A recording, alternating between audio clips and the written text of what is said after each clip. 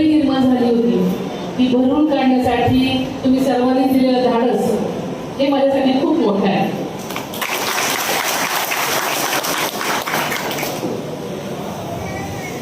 आणि म्हणूनच मी या तुमच्यासमोर आज एक जबाबदार व्यक्ती म्हणून उभी आहे. इथूनही आदरणीय दादांची अनेक स्वप्न आधुरी आहेत. आपण बारामतीत कुठेही गेलं तरी प्रत्येक ठिकाणी दादांच्या आठवणीशिवाय दुसरं काही नाहीये.